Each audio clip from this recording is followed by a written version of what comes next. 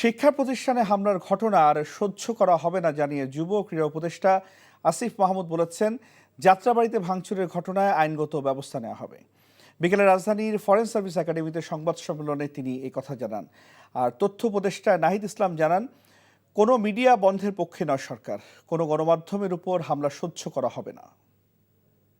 আগের ওই প্র্যাকটিসে যদি তারা যেতেন, খুব স্বাভাবিকভাবে আপনারা জানেন যে ছাত্ররাও আক্রমণ করতো এবং তার প্রতি উত্তরে যদি গুলি ছোড়া হতো তাহলে অনাকাঙ্ক্ষিত ঘটনা ঘটার মতো পরিস্থিতি তৈরি হতো। সেজন্য খুব স্বাভাবিকভাবেই তারা যেটা আমাদেরকে জানিয়েছে যে সেখানে তারা বাধা দেওয়ার চেষ্টা করে, কিন্তু সেই ব্যারিকেড টপকে ছাত্ররা চলে যায় এবং ঘটনাস্থলেও পুলিশ সেনাবাহিনী শেষ পর্যন্ত ঘটনা থামানোর চেষ্টা করে, দমানোর চেষ্টা করে এবং এখন মোটামুটি পরিস্থিতি নিয়ন্ত্রণে এসেছে। এবং যারা এই ধরনের ঘটনাগুলোর সাথে জড়িত, সিসিটিভি ফুটেজ সহ সাংবাদিকদের ফুটেজও যেখানে এসেছে, ক্যামেরায় বন্দী হয়েছে, তাদের বিরুদ্ধে আইনানুগ যথাযথ ব্যবস্থা নেওয়া হবে।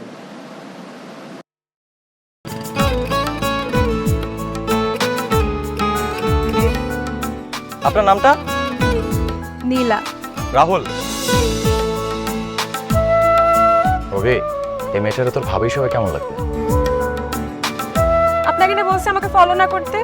ফলো কেন করতেছিলেন? আপনাকে দেখতে ইচ্ছে করে আমার, আপনার সাথে কথা বলতে ইচ্ছে করে। আমি কি করবো ঠিক বুঝতে পারছি না। ওরে বাবা, ওই মেয়ে, অথচ তারে তুমি চিনো না? হ্যাঁ,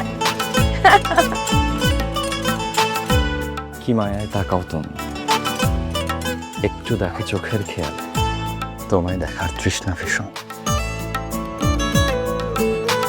ভালোবাসায় বুঝি দেনা পাওনা থাকে? অবশ্যই থাকি, ভালোবাসা সবকিছু থাকে।